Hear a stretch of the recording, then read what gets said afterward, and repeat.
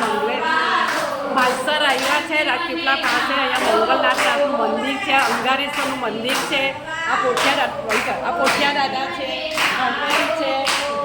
દર્શન કરો બધા. આ બાજુ હનુમાનજી છે, આ બાજુ મંગલનાથ મહાદેવ છે. આ દર્શન કરો. અમે રાજપીપળાથી રાજ્ય મંડળ આવ્યું છે. મંદિર થાય છે. મંદિર સરસ મંદિર છે અહીંયા.